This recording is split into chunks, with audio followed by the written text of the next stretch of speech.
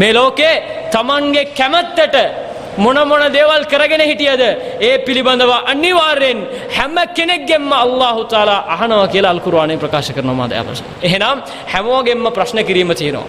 හැමෝටම මේ ලෝකේ තනි පුද්ගලයින්ගෙන් අල්ලාහ් තාලා මොනවද මේ ලෝකේ කරේ? මම මග පෙන්නුවා නේද? ඇයි එහෙම හිටියේ නැත්තේ?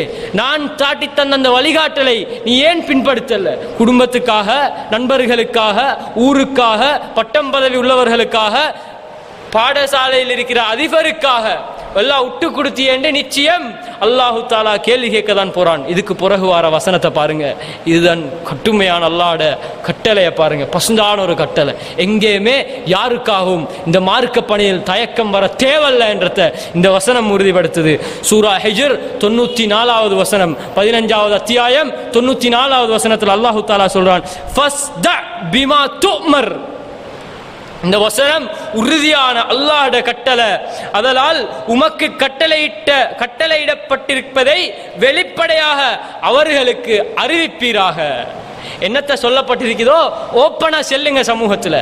இதுதான் நாங்க செய்றோம். අපිට දන්සල් දෙන්න බෑ. අපිට තොරන් වලට සල්ලි දෙන්න බෑ. අපිට මේ දේවල් කරන්න හරාම්. මේ දේවල් වලට අපිට දන් දෙන්න බෑ. අපිට පුළුවන් දන් දෙන්න කාටද? හෘදයාබාධ ඉන්න රෝගීන්ට දෙන්න පුළුවන්. පිළිකා ස්පිරිතාලේ ඉන්න ඒ අයට දෙන්න පුළුවන්. ආබාධිත අයගේ හමුදා කඳවුරු වලට දෙන්න පුළුවන්. මව්පියන් බලාගෙන වැඩිහිටි නිවාස වලට දෙන්න පුළුවන්. පාසලේ ඉන්න ඉගෙන ගන්න බැරි ළමයින්ට සල්ලි දෙන්න පුළුවන්. මේවා හැරෙන්නට හැම දෙයකටම අපිට සල්ලி දෙන්න අපිට අනුමැතිය නැහැ.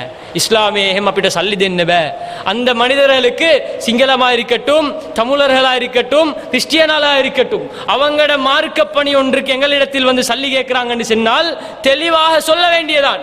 இதுக்கு எங்களுக்கு செலவழிக்கலா, இது ஹராம், இரக்கமான முறையில சொல்ல வேண்டியதான். அதுக்கு பிறகும் எங்களோட சண்டை பிடிச்சாங்கன்னு சொன்னால் முடியுமான அளவு எங்களுடைய உடைமைகளை, பொருளாதாரங்களை பாதுகாக்கிறதுக்காக வேண்டி சண்டை பிடிக்க வேண்டியதான்.